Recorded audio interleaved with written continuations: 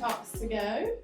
This is episode 3, and today we thought it would be fun to do a little Q&A session. Yes, we have collected some questions from different beginning teachers throughout our district, and we are going to do our best to answer the questions today. Yeah.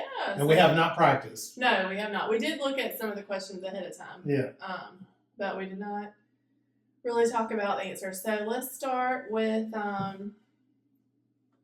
you just want to start with the one on the top? That's fine. Okay. What is the best way to get comfortable with the curriculum? A curriculum question. Yes. Okay, so this one is so important because that is why we are here.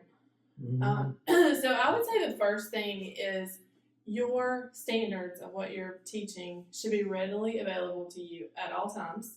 I'd have them bookmarked on my computer. I'm a paper person, so I would have them printed out in some way. I also think the crosswalks that are available online through DPI are super helpful because they take the standard and break it apart, like what vocabulary is important, what the students should be able to do, some ideas for the teacher to implement that. So, yeah, I have a couple of thoughts that I could share. For one thing, it is that we need to find out who rocks the curriculum better than anybody in our school, and maybe ask your lead mentor, instructional coach, or administrator, or that teacher, can I come see you during your during one of your planning periods and go watch them? We really see value in teachers observing teachers in our department. So watching other people that are able to handle that curriculum with ease will definitely be beneficial. And another thing is, you've got to learn which of the standards are like non-negotiable, got to have it. And I'm not saying that we can throw standards out, but the ones that are like real power standards, the ones that are, if you teach a tested subject, the ones that are heavily tested and things like that. Like I'm just thinking about middle grades ELA, like theme and context clues and those things that are just all over the test and that other standards hinge upon.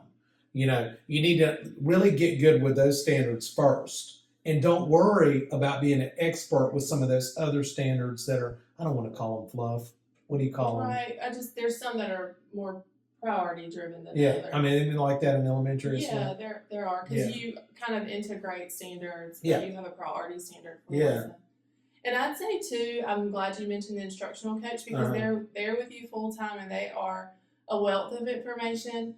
And also another way to become comfortable with the curriculum is through your PLCs. I know when I was an instructional coach, we had common assessments, and so we would look at them together. And if my class did not do so great on a common assessment, but maybe another teachers did, then we would have those conversations. Or maybe I, misunderstood something about the standard and didn't teach it in the way that I needed to. So just those conversations with your colleagues or so.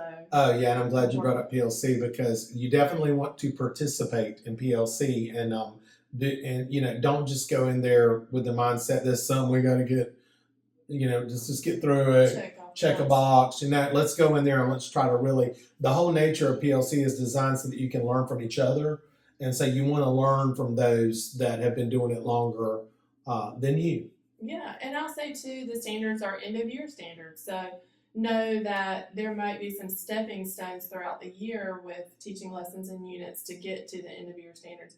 And I think this is common sense, but just over time, if you're lucky enough to teach the same grade or subject, just as you teach multiple classes and students, you get to know their curriculum better. Yes.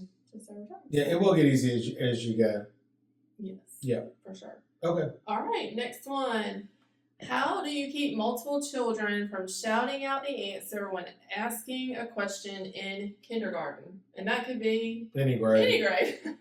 But we'll talk about kindergarten because that is their first experience with school for a lot of them. Mm-hmm. So I always go back to, in those first few weeks, like you really have to let them know what your expectations are, model that, and then when you see students doing the right thing, so when they're not shouting out and they do raise their hand, reinforcing them in some way, whether it be through verbal praise. In elementary, we love a Skittle. If you're not into sugar, that's okay. But they will work for a little Skittle. In middle school, we like Dum Dums. Yeah. Blood Pops. But just having some way to reinforce the positive behaviors that you're seeing, and not giving those. Sometimes you have to ignore them. Like if they're shouting out, not giving them that attention, but giving it to someone who does raise their hand can be helpful.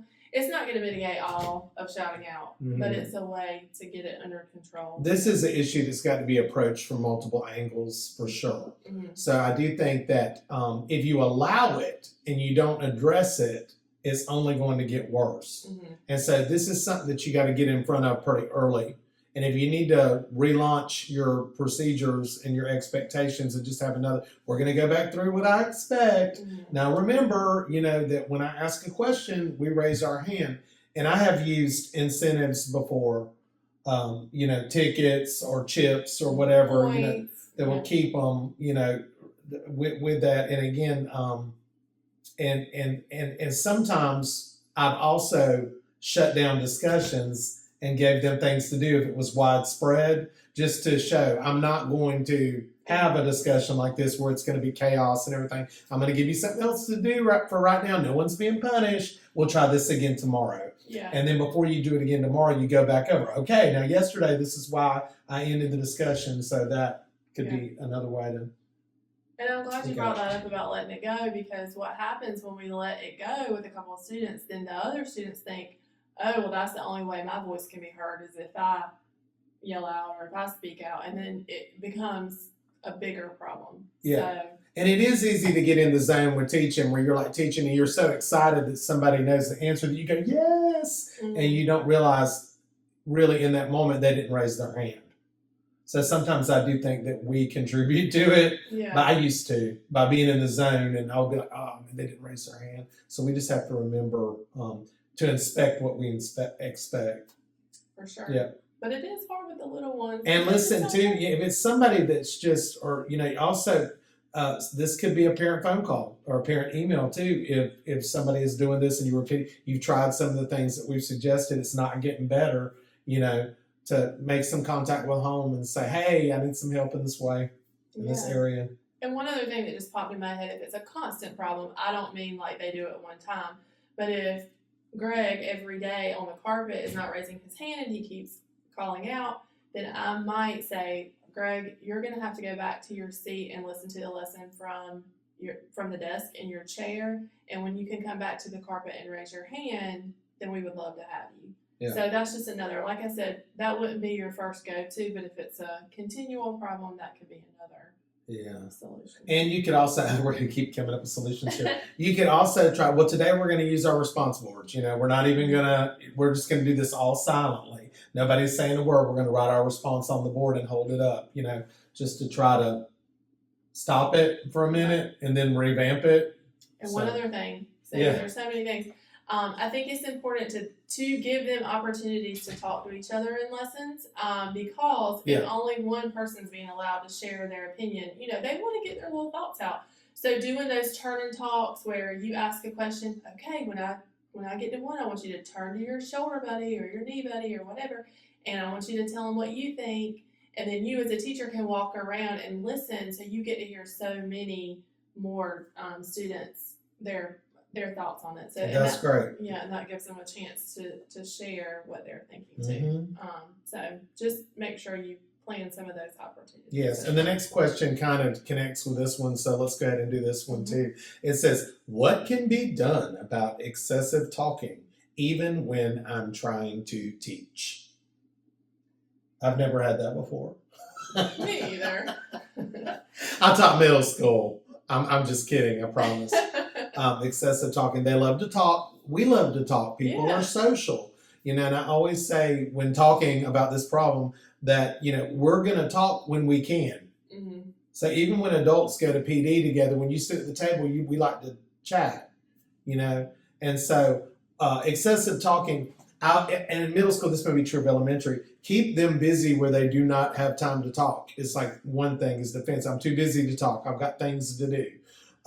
So in middle school, even they can't be trusted to just sit with no paper, no pencil, and just pay attention and listen for long, you know. So even if we were doing presentations, like we're presenting our work to the class, I had them critiquing and summarizing and staying busy with their hands so that they didn't have time to talk. Like some sort of guided notes Yes. is super helpful, Yes. especially for beginning teachers. And on that note too, I think some teachers think this is common sense, but a lot of new teachers don't know this, especially in middle school. So having a notebook, whether it be a 3-ring binder Yes. or a composition book, and having it organized in some way, like a section for notes, a section for labs if you teach science, whatever it may be, and doing checks on those things. Yeah. Right. You have to check what you inspect. Yeah. Or inspect what you expect. Yeah. So, yeah.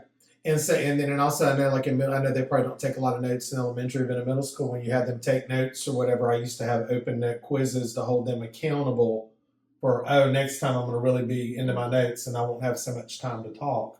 So giving them things to do that don't give them talk time. Also being not sad. Right. We don't want to be sitting at our desk. Don't be sad sitting at desk. So when you're up moving around, that will help curtail excessive talking as well. Proximity control is great for excessive talkers. You know, and I love how y'all are not tethered to a table like we were with the document camera. I'm a little envious that y'all have the iPad that you can mirror to the walk around. And you can move around and you can do your slides or your virtual little whiteboard. And just kind of mosey over to Jessica because she's talking too much and use that proximity. I'm so glad you said that because control. A lot of times we don't have to say a word. Right. You can just walk over and stand beside them. Not saying it works every time, but it does help. And I'll go back to, because I'm a big proponent of incentives and rewards, I think if we recognize the positive behaviors, then it makes others want to do the same.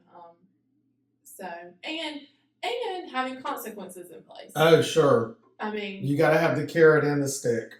That's right. Except for the motivation cartoon, you know, so the carrot that you dangle in front of the horse is the incentive system that you've got in place, and that can help with excessive talking for sure. Mm-hmm. But also the stick in the motivation cartoon behind the horse is your behavior plan and your infractions, you know, wherever they're at on the consequence. And so you have to document where they are on the steps. And if you say you're going to dole out a consequence, you need to follow through. Right.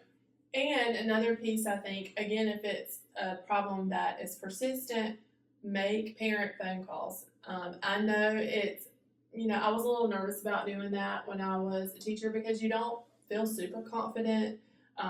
You're barely an adult yourself sometimes, you know, depending on when you know, I was 22 when I started. So, but make those parent phone calls, because if my child's teacher calls me, I first of all, parents don't know what's going on at school. No. And they know what the kid says. Right, they know what the kid says. Exactly. And they're not going to come home and say, I really talked a lot today. No, they're not.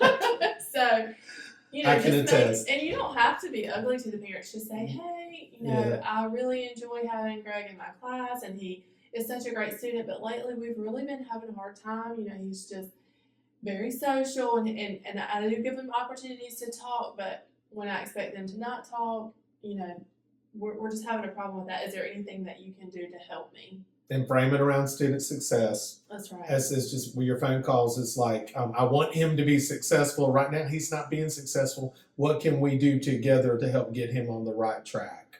I think no parent is going to argue with a plea for help to help their child be successful. And if they're doing excessive talking, they're not being successful because they're being disruptive. They're probably not getting their work done, or the work is, subpar. Right. And that kind of thing. But I want to touch on when I'm trying to teach. Oh, yes.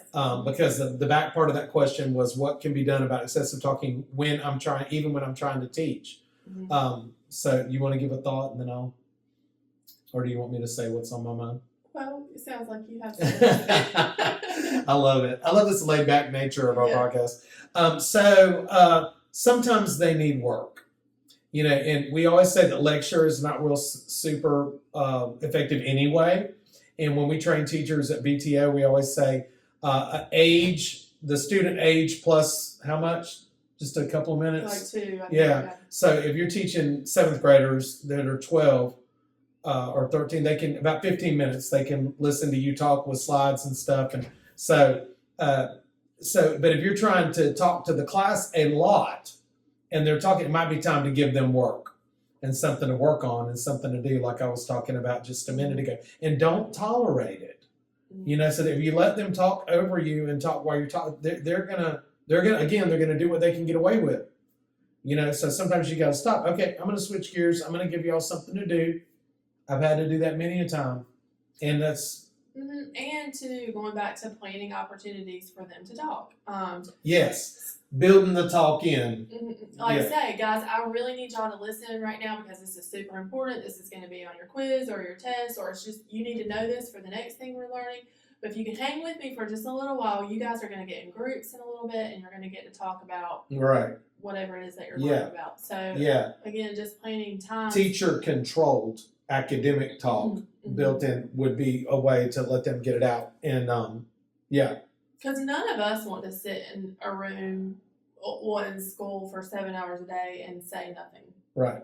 So we just need a time to. Yeah, but I do think that if you bond with them in some way and you find common ground and connect with them in a way. So that's why it's important sometimes to talk about Super Bowl commercials on the day after the Super Bowl or whatever, little things that have nothing to do with the curriculum. If you bond with them and connect with them, they will respect you and they won't talk while you're talking. But if you're not taking the time to get to know them and you're just coming in there and barking orders at them and things, that's not going to be the case. And they know. They know. And so we always say, and I learned this from Donna Sawyer, connection before correction, connection before direction. So we got to connect with them in some way before we correct them or ask them or tell them to do something. So bond with the kids and connect with them, and they won't be rude to you and talk over you. Yeah.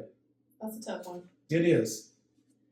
All right, this is a hard one. Okay, how to have a good work-life balance to avoid burnout.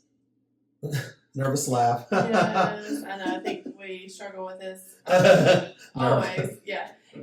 So actually, I was at a BT meeting yesterday, and we were talking about this very subject because I've been reading the book The One Thing by Gary Keller. And in the book, he talks about 6 lies that we come to believe, and one of them is balance. And he argues that there's no way to balance because if we're focused on work, there's no way we can be focused on our personal life. And if we're focused on our personal life, there's no way we can be doing work effectively. And so he says it's a counterbalance, right? Like when I'm at work, I'm giving it my all. I'm really focused on it. I'm doing everything I can. And when I'm at home, the same. Now, I do know as teachers, we have to bring work home, especially in the beginning. And I do think that's, just a reality of being a beginning teacher. So for that, I would say one thing that I tried to do, and we may have talked about this in another episode before, but I tried to have at least one day a week that I stayed late at school till like 5 or 6 o'clock. And then some of the other days I would come home and I would have a chance, because it is an emotionally draining job, so I'd have a chance to kind of decompress, maybe get a snack, do something with my family, and then pick up the work for a little bit. But I will just go back to say, like, I think in this job, you could work till 11 o'clock every single night. You could. And never have it all done. And so just picking out the most important things, which in my opinion is being prepared for your students and teaching standards-based lessons, right? That's the most important thing. Prioritizing. Yeah. So I tried a lot of different things when I was a young teacher, but what ended up working best for me was I'm going to commit to stay 30 minutes, 45 minutes. That was variable, after school. I'm not going to sit here till 8 o'clock. But I am going to stay. You can't leave with the buses every day. You won't be able to keep up. And I did, because I tried that too and it doesn't work. And I did not like dragging the big cart of stuff home and back. I'd rather stay a little late and you'll sleep better if you're ready to go for the next day when you leave. And so I used to always be ready for the next day before I left, and that helped me. But you're not going to get to it all. You've got to prioritize. You have to make a list, and then you have to move things around on the list and say, this is the most important thing. If it's a deadline from the office, right, from your principal, you want to put that up at the top. If it's getting grades in, parents get real angry when the grades are not in. But as far as getting all that other stuff done, at the end of the year, I always had a lot of stuff I didn't get to. Didn't you? Oh, yeah. You know, and you just have to learn. And if you're not sure what the most important things are, talk to your mentor.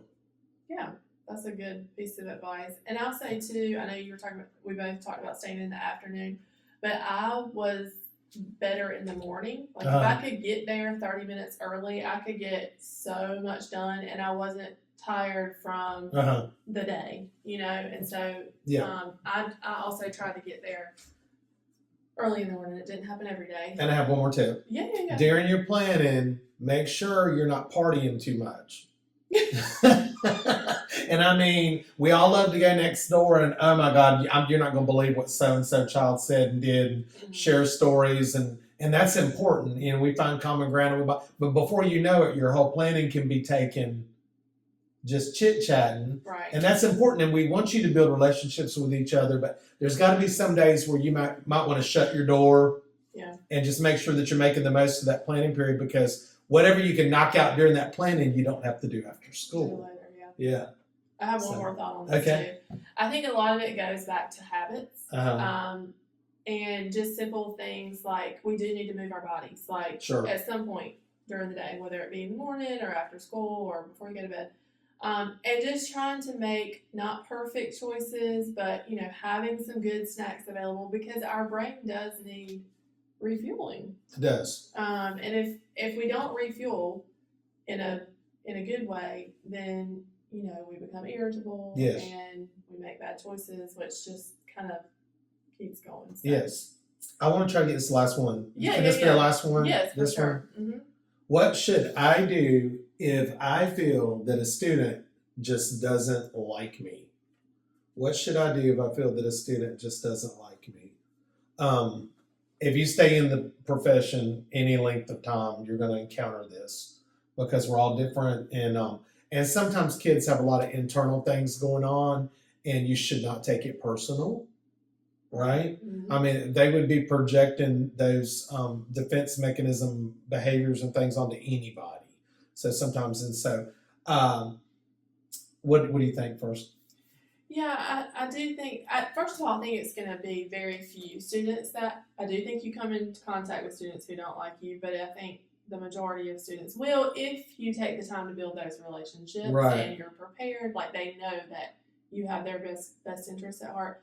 But I think, like what you said, sometimes there's just personality conflicts. There is. You know. Yeah. But I do think we can start by taking a critical look at self. And it doesn't feel good, but am I coming in moody? Am I being moody? Am I barking at the kids? Am I not getting enough sleep? Because there could be things that we're doing that we could change that would maybe help their perception of us. And it's hard and uncomfortable to really sit back and go, okay, wait a minute. Am I barking at this kid? Right. You know, I've had to do that and go, maybe I need to just use a different tone with them and some different things. Or am I taking an interest in this kid? If I failed to try to get to know them or ask questions about them, you know, so there are some things that we can look at and change. Talking to them about anything other than school is a strategy, like trying to pull them away, like, hey, you know, how was your weekend? Or like, maybe you know that they like such and such Taylor Swift or whatever. What do you think about Taylor Swift's new song, or whoever they like, or whatever they're into? So trying to find that common ground with them. I think sometimes a conference might be appropriate for sure, don't you? Yeah. So you can try to find out from the parent or the guardian or whoever's in charge of the kid. I always say, what makes the kid tick. Right, or what they said. Like they could tell you, like in a kind way, well, what she perceives or what he perceives is this about. That's you. right. So yeah, I do think that would be a good thing to do. And at the end of the day, you know, we're not here to be their friends. And of course, we want them to like us. That's right. But our job is to teach them. And so as long as we're kind and we make for sure that they're learning what they need to be learning. Yeah. But I will say this, I'll share a little story. Like, there have been kids that I never felt like I connected with and it would bug me and everything, and I would try everything that I knew in my power, and they still acted like they didn't like me. Mm-hmm. But when I saw them years later, they're smiling and coming up to me, and so it's just the age a lot of the times, especially I think if you're working with the middle school kids. Don't you think? Yeah, I do. So, that was fun. It was fun, and I think we did. I hope we did okay. I hope we gave you an idea, something to think about. Yeah, for sure. So thanks for tuning in with us today, and we'll see you next time. Yes, and if you have requests for questions or podcast, or you want to do a suggestion for a topic for a podcast discussion, you can email those to teachertalks@harnett.k12.nc.us. All right. All right. From you. See you later. Everybody. Bye.